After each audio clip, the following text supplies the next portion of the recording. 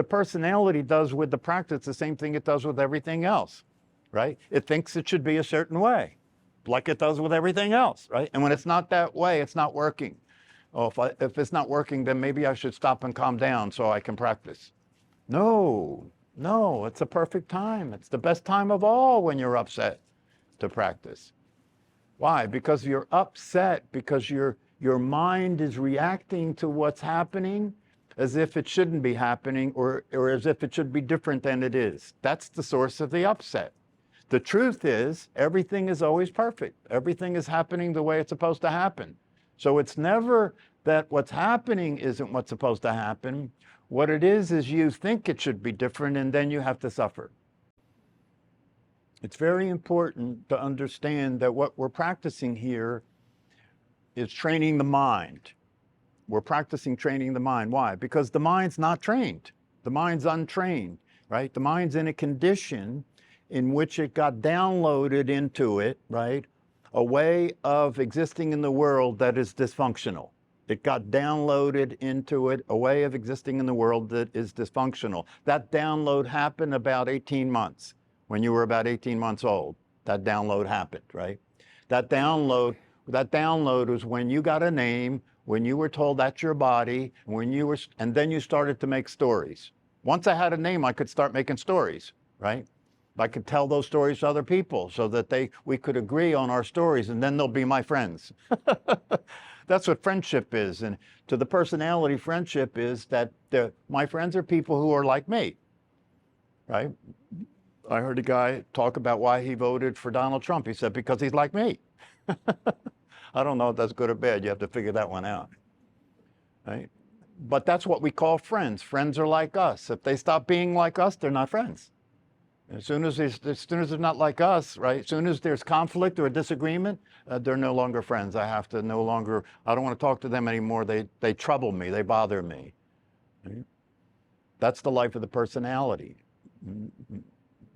So you have to come to an understanding about the truth, right? Because if you come to an understanding this is why the talks during the teachings are so important, because the talks help you to develop a conceptual understanding about the truth.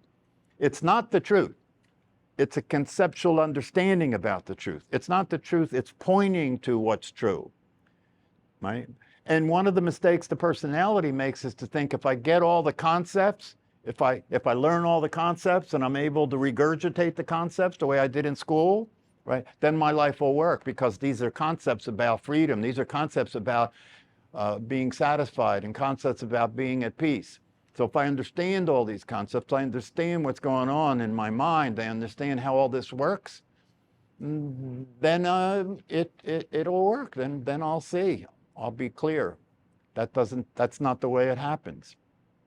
That's not the way it happens, right?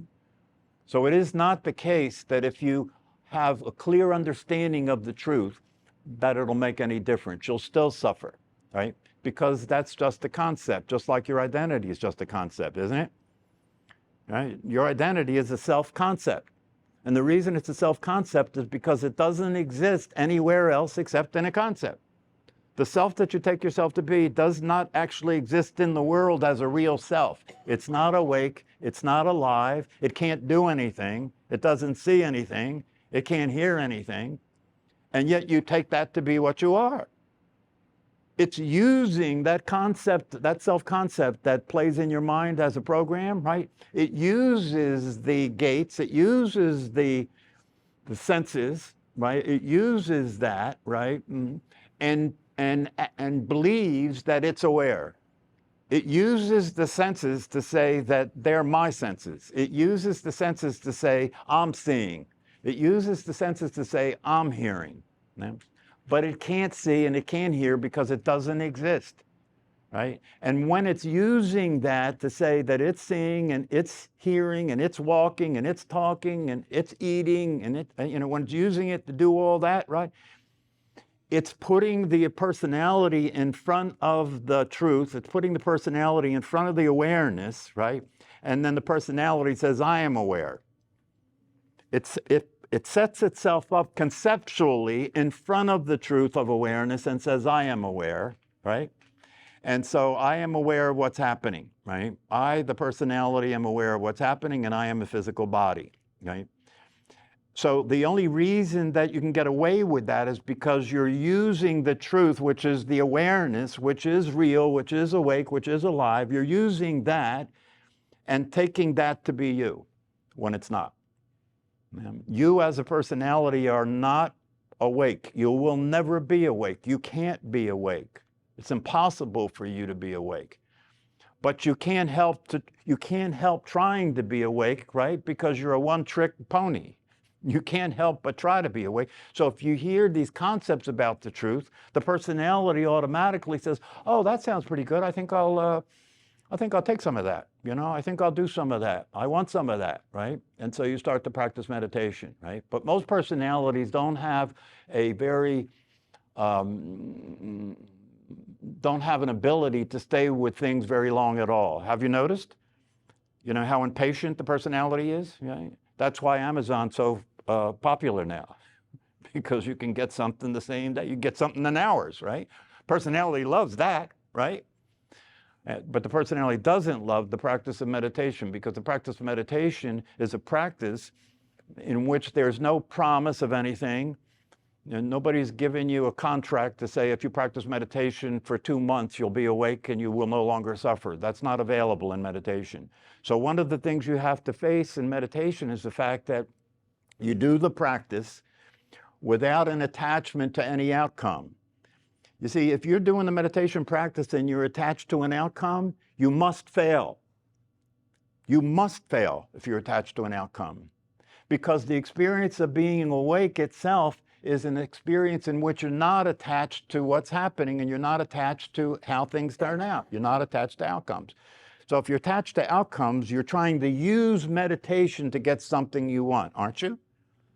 That's what the personality will do. It'll try and use meditation to feel better. It'll try and use meditation to have better relationships. It'll try and use meditation to be in better health. But that won't work, because the problem is the personality that's trying to use everything to get what it wants. That's the problem. It's like the Buddha said, right, in the beginning of the teachings. What is the source of suffering? Desire. What is desire? Wanting things to be different, isn't it? Or wanting something you don't have, right? Isn't it? Right? And one of the things that almost all of humanity doesn't have is well-being. This is obvious if you look at the news, or if you look at your own life and you're brutally honest. One of the things that all of humanity doesn't have is well-being. What's well-being? Happiness, peace of mind, fulfillment, satisfaction. It's not available. Human beings don't have it. That's why the pursuit of happiness is so popular. Everybody's pursuing happiness, aren't they? Yeah, why? Because they ain't happy. Why aren't they happy, right? Because they think that happiness should look a certain way, and only when it looks that way will I be happy. That's stupid, right? Happiness is a natural experience, and it's based on your existence. That's why that famous saying that comes from Advaita Vedanta, Sat Chit Ananda, right? Sat Chit Ananda means I exist, right? I exist. My identity is consciousness itself, and I'm happy. And Sat Chit Ananda is available to you 24/7. It's not some pie in the sky. When people hear that, they think, oh, that's a belief, that's a belief, or that's some kind of spiritual achievement, That's some kind of spiritual achievement. Sat Chit Ananda, right? I exist. My identity is consciousness, and I'm happy. That's a spiritual achievement. I better work toward that. I better practice hard, work toward that. See, that's how the personality gets it, right? All the while, you're already there. All the while, you're already there. But until you stop trying to be where you already are, you can never experience being where you already are. And the personality's hell-bent on trying, isn't it? Personality's committed to doing. It's committed to working hard. It's committed to trying. I'm going to get there. I'm going to come to this class every time because I really want to be awake. And I know if I come to this class every single time, I'll be awake. And I know if I meditate every single day, I'll be awake. But not if you're practicing something that's not meditation. And most people are. Most people are practicing something that's not meditation, and that's why it's not going to go anywhere. You really have to be careful, because if the practice that you're practicing is you as a personality using meditation to get something, that's never going to happen. You have to surrender. You have to give up. You're already home. If you're already home and you're trying to get home, don't you see that would be a problem? You know, when you were home before you came here, right? Were you trying to go home? No, you wouldn't do that. That wouldn't make any sense, right? That's why it's so important to have the experience that you're home instead of just the concept.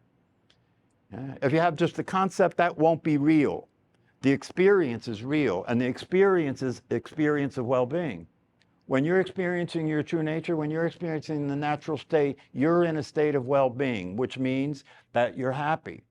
Why are you happy? I don't know. Or if I had to really find a reason for being happy, it would be that I'm here. I'm happy that I'm here. I'm happy that I exist. I'm happy that I'm experiencing life. That's a realistic source of happiness, isn't it? You can count on that as being a realistic source of happiness. Why? Because it's always true, isn't it? It's always true. But the circumstances of your life are always changing. And if you're depending on the circumstances to produce happiness and well-being, that can't happen. That's not a good idea. That can't happen, right? So you need to get clear about that so you stop wasting energy to try and cause something to happen that's impossible. Can't you see that if you see things as they are, you know, if you see things as they are, what does that mean? How are things? If I say, when you're awake, you see things as they are, how are things, right? The way things are is that you're not the body, right? The personality is a program playing in the mind, playing in your head, right? The body's going to die, right? But you're not going to die, right? And happiness and peace and satisfaction are built in to your natural state. So they're available to you at all times. You can experience at any time if you let go of your involvement with the mental activity. No happiness is being produced there. That's why people are suffering. No happiness can be produced there. That's why people are absent well-being.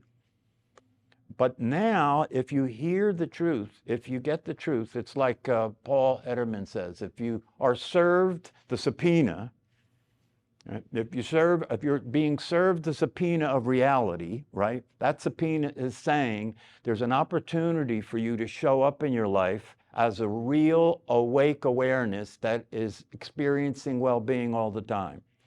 That's a real possibility for every human being. It doesn't matter how old you are. It doesn't matter where you live. It doesn't matter what language you speak. It doesn't matter what happened in your life. It doesn't matter if you're handicapped. The awareness is the same throughout, and the awareness is always in a state of well-being, right? And so if that's the case, all we're talking about when we talk about practicing meditation, why do you think we're practicing sitting still and being silent, right? Because that is mimicking awareness. Awareness never moves, and it's always silent, right? So if you sit still and you're being silent, you're mimicking what you are. So that helps to bring you closer. And then when you're paying attention to the body breathing, there's an opportunity for you to recognize yourself as the awareness that's aware of the body breathing. When you're thinking, that's not available. When you're thinking, the thinking is telling you you are the body and you are the personality, and the personality is suffering. Personality is not happy. The personality is not content. It's not at peace. It can't be at peace because it's not designed for peace. The personality is not designed for peace. It's designed for survival. And that's not a bad thing, right? Without that, there wouldn't be there wouldn't be a life, right?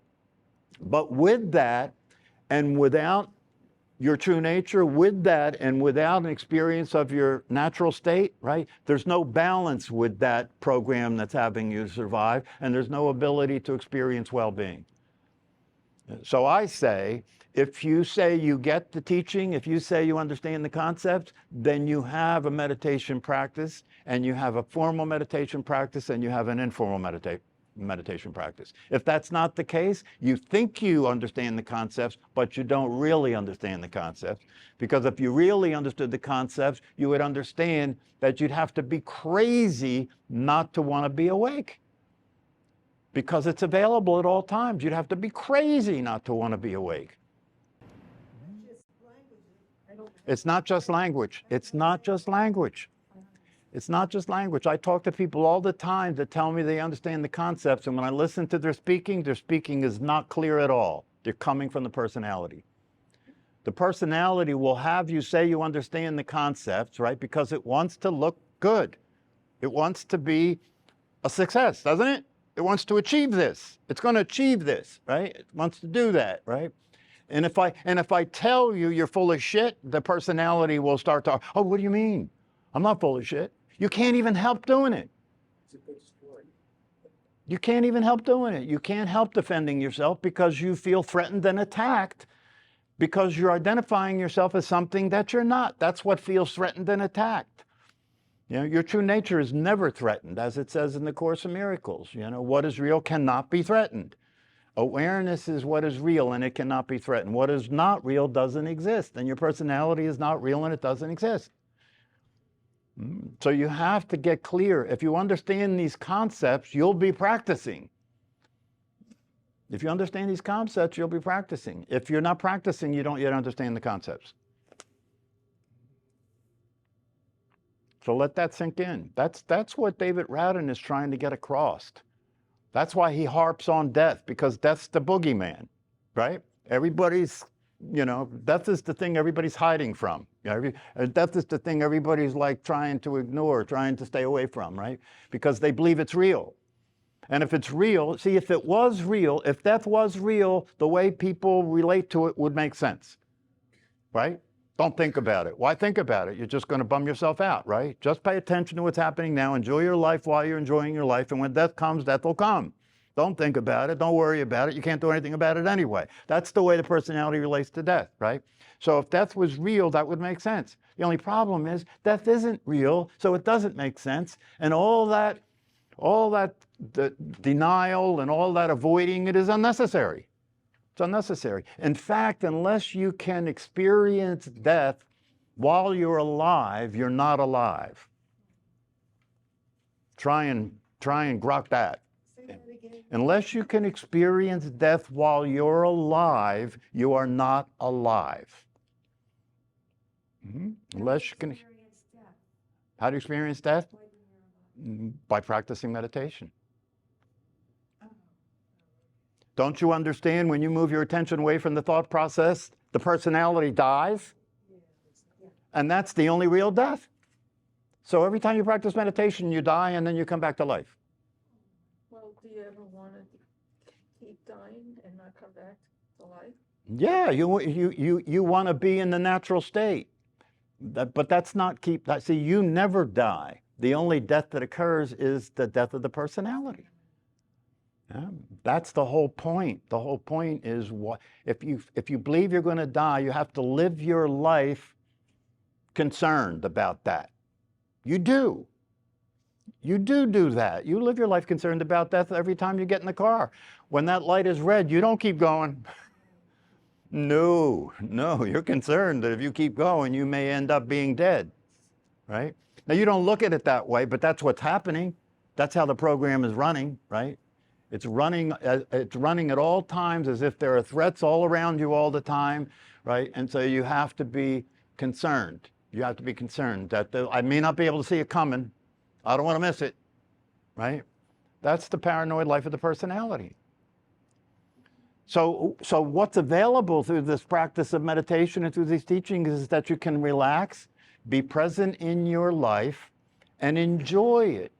Enjoy all of it, because nothing's going to happen. Up needs down. Being comfortable needs being uncomfortable, or being comfortable wouldn't be comfortable. Do you get that? One of the things that people are out of balance about is their life is way out of balance in terms of distraction and entertainment, right? Why do you go to work? So I can go home and watch TV, right? I put up with work so I can be entertained. I can go home and if there's nothing on, I'll find something. I got 157 channels now. Right? So the commercial world is like throwing shit at you all day long. Oh, we got plenty of stuff for you to watch. Don't worry. After football, we'll have baseball. After that, we'll have basketball. Then we'll have ice hockey. And if you're not into that, we got movies. If you're not into that, we got stand-up comedy. To practice, like, this is just Well, practicing being awake when you're experiencing entertainment involves two aspects. One is that you can relax and let yourself just enjoy it. And two, you can allow yourself to realize you don't have to spend so much time doing it. Because if you're already happy, satisfied, and content, you wouldn't be looking for something to distract yourself so often. So one of the things that would make a difference for people who are like addicted to entertainment and distraction, right? Start being aware of how much time you're spending distracting yourself and being entertained, and cut that back and start to use that time to practice being awake, satisfied, happy, and content. Because the happiness, satisfaction, and contentment is available without your doing anything. You can just sit there and experience being happy, satisfied, and content. That's why some people go live in a cave. Because I can just go sit in the cave and experience well-being until the body dies. That's all you're going to be able to do anyway, no matter what you think. So if that's the case, then start practicing being relaxed and being calm. So when the shit hits the fan, you can be relaxed and calm and not be thrown off because you didn't. See, it won't be unexpected. If you get related to the truth, nothing will happen that's unexpected. What's the truth? The body's going to die. All right, that's the truth. Who you are is the awareness. The idea you have about who you are as a personality is not true, is not real. The personality is not alive. So there's nothing that you have to do. That's already the case. All you have to do is relax. Changing things, rejecting things as they are, changing things as they are, indulging in things as they are, fixing things as they are. They're all the activities of the personality, right? But the activities of an awake being is not doing any of that. It's just allowing everything to happen the way it's happening. Everything resolves itself. Look back at your past. Everything that ever happened to you resolved, didn't it? It's not happening now. Somehow it resolved, didn't it? You think you resolved it. You think you went through it. It resolved itself. You're just imagining that. This is why it's possible for you to just relax and be calm. And if you relax and you're calm and you don't stay involved in the mental activity, what's going on there will resolve itself. That's what's happening anyway. You think you're doing anything about it, but you're not. It's resolving itself. You can just relax and let everything happen the way it's happening. That's the path. That's walking the path. Walking the path is experiencing things as they actually are. So when things happen that upset the mind, right, you're not the mind. So you can stay calm and relaxed and fulfilled and at peace. And the mind can be as crazy as it wants to be. And you can keep living your life and doing what works. That's what's available. But if you don't practice, that's not going to happen.